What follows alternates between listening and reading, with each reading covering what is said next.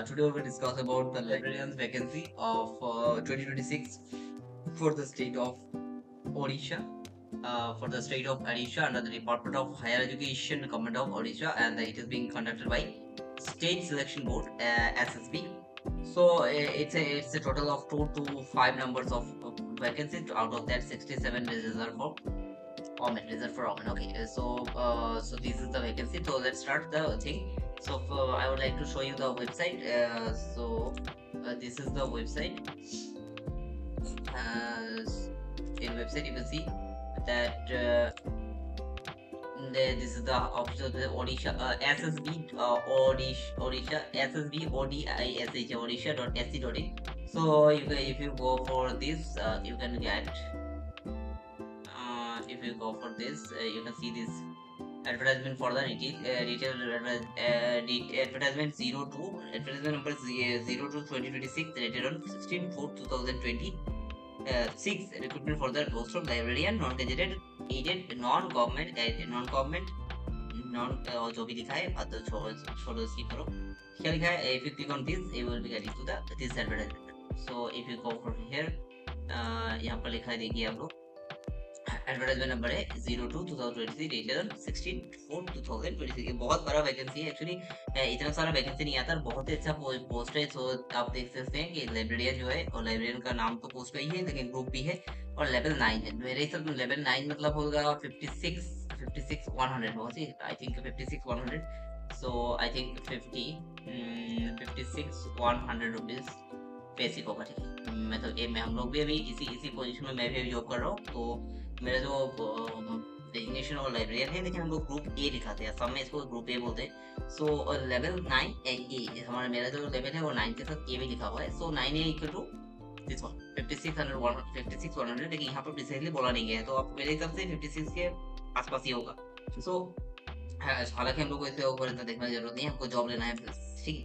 तो I will और इसका जो वेबसाइट वगैरह दिया हुआ है, तो आप देख सकते हैं कि it was started in the year of opening date जो है 27 से स्टार्ट होगा एप्लीकेशन, अभी स्टार्ट नहीं हुआ है, तो है तो वही।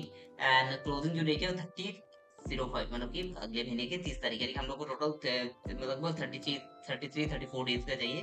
फिर आप लोग इतना लेट मत कीजिए, you can start applying from 26 of April. Okay तो बात ये है कि हम लोग को जब अप्लाई करेंगे, लेकिन ये बहुत अच्छा पोस्ट वैकेंसी है। आप यहाँ पर देख सकते हैं post name of the post librarian, और इसमें क्या लिखा है, if you go for this, अगर आप लोग यहाँ पर देखेंगे तो यहाँ पर लिखा हुआ है, ये देखिए, ये इंस्टीट्यूट डिपार्टमेंट का नाम है। टोटल अलग अलग डिस्ट्रिक्ट में अलग अलग इंस्टीट्यूट है, और सब में लाइब्रेरियन का ये प्रॉपर लाइब्रेरी मान सकते हैं। अब कोई बोलेगा कि this not a proper library, भाई this is the proper librarian. After 1 or 2 years you will be getting the promotion. तो आपका वो जो बेसिक लेवल 10 जो होता है ना, लेवल 10 जो होता है, लेवल 10 जो 700 का जो बेसिक होता है, वो आपको मिल जाएगा लगभग 1 साल या 1.5 साल के बाद। और अगर आपके पास यूजीसी नेट वगैरह का दिया होगा डिपेंड करता है कि आपका वहाँ का जो स्टेट गवर्नमेंट के जो बोनसेस कहते हैं। सो आफ्टर ऑल हम लोग यूजीसी के हिसाब से देखें, तब लोग लगभग 9 मिल रहा है, 10 हो जाएगा। और टोटल वैकेंसी है 2 to 5, जैसा कि मैंने बोला था, और out of this 67 is reserve for women.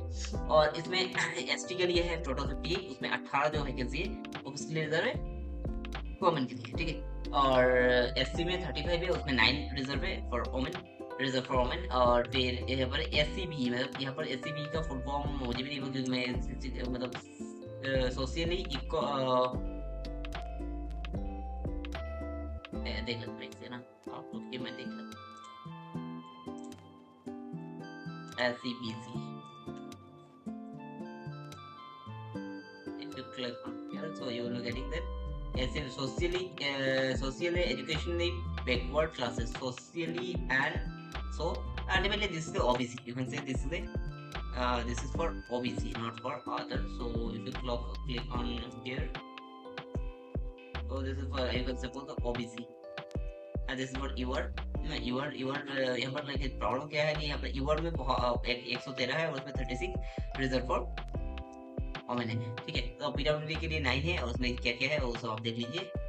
अगर आपको इसमें कुछ फायदा होने वाला है तब जरूरत नहीं है, क्योंकि हमको एक ही सीट चाहिए, और एक सीट आपको मिल जाएगा अगर आप मेहनत करते हैं। तो इसमें बाकी जो भी है आप थोड़ा पढ़ लीजिएगा, मैं इतना नहीं बोल रहा हूँ यार। यहाँ पर देखिए एज लिमिट के बारे में बात बोला गया है, ये थोड़ा काइंडली देखिए कि 81 है और 42 दिया है, बहुत ज्यादा दिया है। मतलब अभी अगर किसी को इतने 32 का एज चला गया वो तो बात छोड़िए, लेकिन बहुत ज्यादा है, ठीक है। तो ऐसा मत सोचिए कि कंपटीशन कम होगा, कंपटीशन बहुत हाई होगा, क्योंकि सबको दिख रहा है कि बहुत ही बड़ा एक वैकेंसी आया है।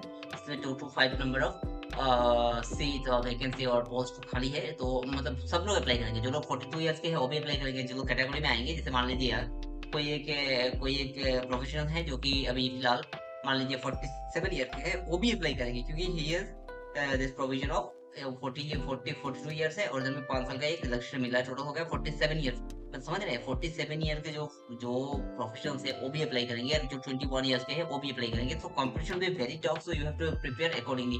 और ऐसा नहीं है कि मतलब बहुत ही मतलब टफ क्वेश्चन आएगा, क्वेश्चन भी मतलब कि वो सिलेबस जो दिया है उसके अंदर से आएगा। हम लोग सिलेबस के बारे में भी दूसरे वीडियो में बात करेंगे।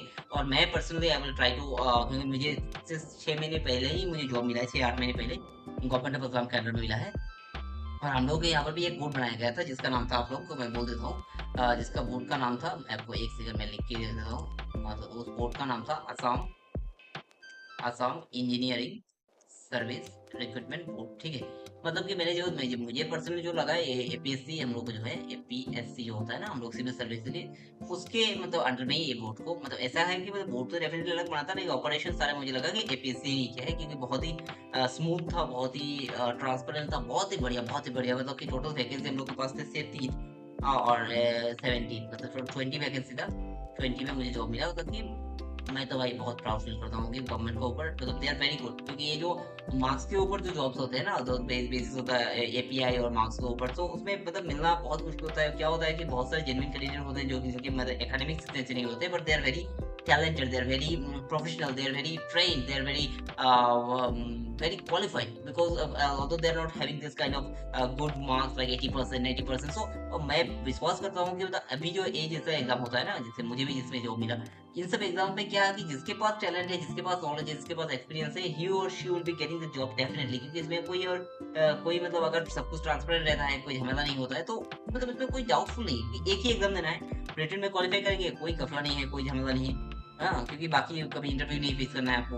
इसलिए हालाँकि हमारे असम में तो इंटरव्यू हुआ था तो यहाँ पर आप देख लीजिए, ठीक है? तो ये यहाँ पर देख लीजिए। तो मेरा कहने का मतलब है कि कंपटीशन बहुत ज़्यादा होगा, बट ऐसा मत सोचिए कि बिल्कुल कंपटीशन नहीं है, मैं आराम से जाऊँगा, जाके एग्ज़ाम में बैठूँगा और क्वालिफाई और नॉट एट ऑल। फिर ये क्वालिफाई करने के लिए you have to be very top 10% में आना ही पड़ेगा। मतलब कि यहाँ पर टोटल सीट कितना है? मतलब टोटल सीट है 1 to 5, तो आपको 25 में आना है, मिनिमम 20 और 25 में आपको आना है, वरना जॉब मिलने का चांस कम हो सकता है। मैं नहीं बोल रहा हूँ कि नहीं होगा, लेकिन बाकी आपका लक और बाकी आपका जो भी मानते हैं भगवान बोलिए, आपके पढ़ाई लिखाई सब कुछ मतलब मिलके कम होगा, ठीक है। तो अगर हम लोग यहाँ पर जाते हैं तो फिर अब यहाँ पर देख लीजिए रिजर्वेशन क्राइटेरिया के बारे में यहाँ पर लिखा है, सब आप तो पढ़ लीजिए अगर आप लोग इस कैटेगरी में आते हैं तो।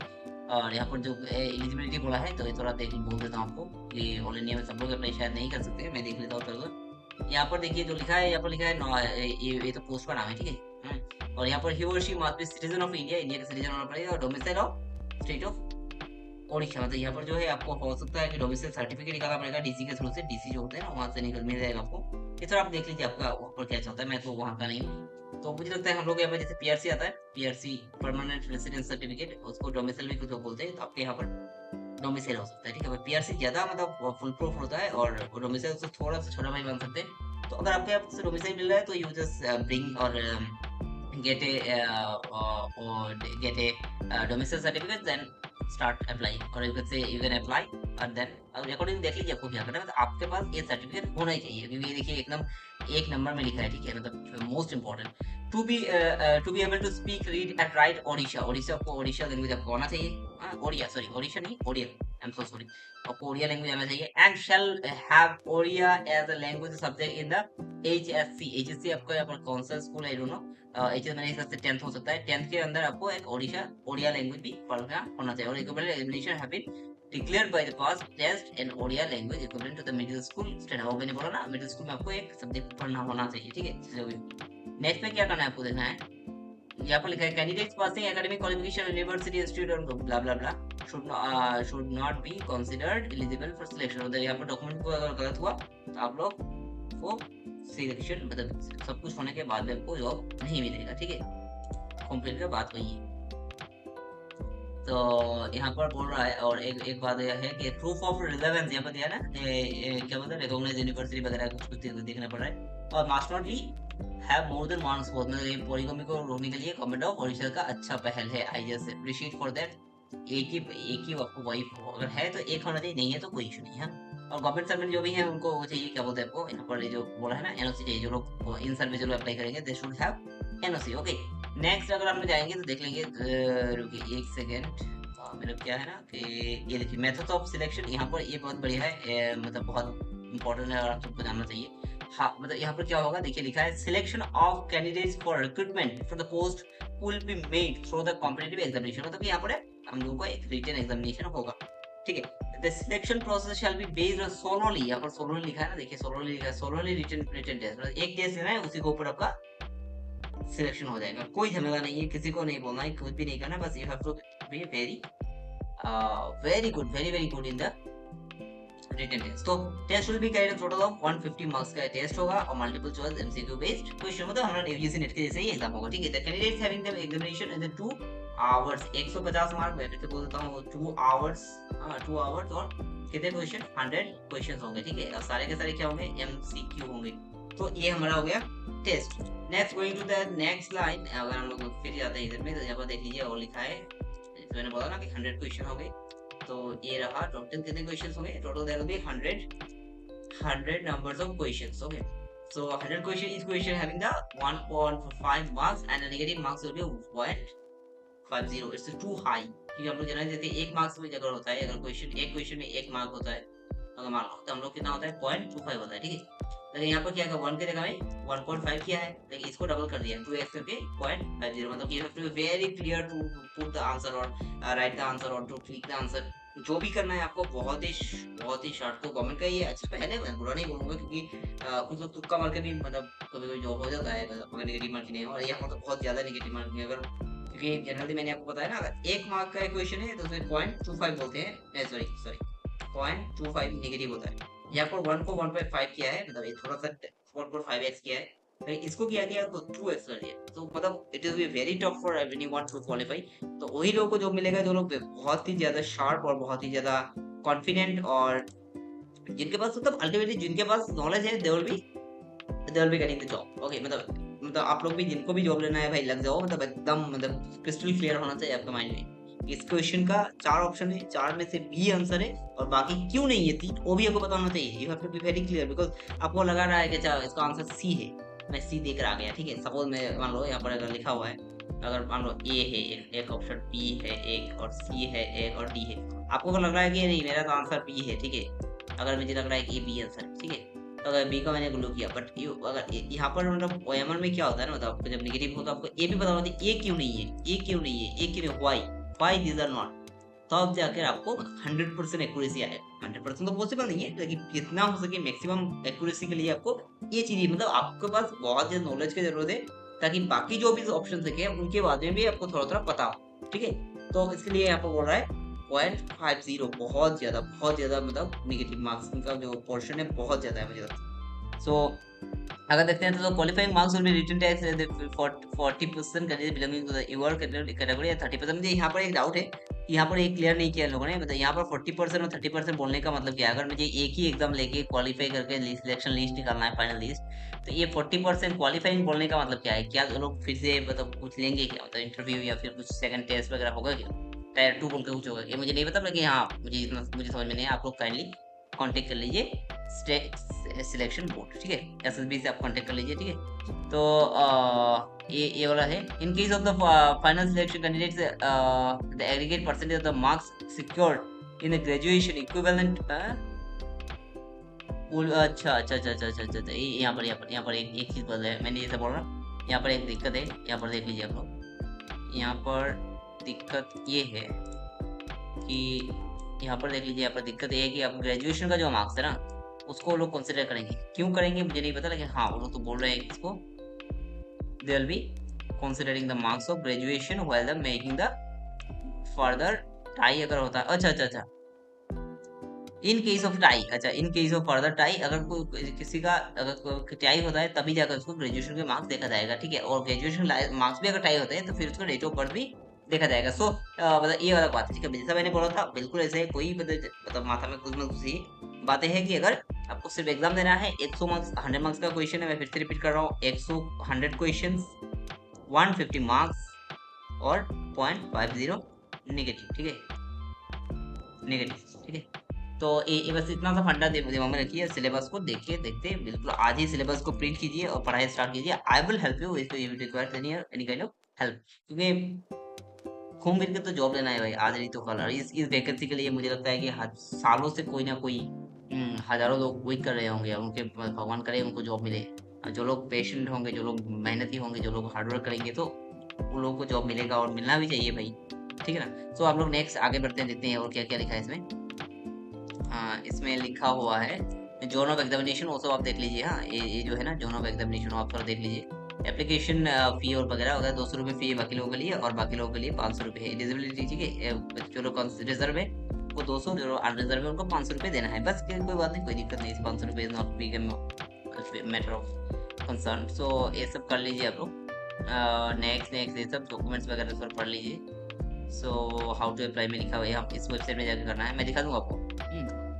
सो फाइनली, और यहाँ पर कुछ नोट लिखा हुआ है, देखिए, the decision of the selection SSB Odisha is matter selection of the final and binding है, ठीक है। एनी कन्विंसिंग मिसरिप्रेजेंटेशन और suppression of facts information by the candidate, ठीक है, पेनल्टी वगैरह वो तो ठीक है, कोई मतलब मत करो, आप अच्छे से दो।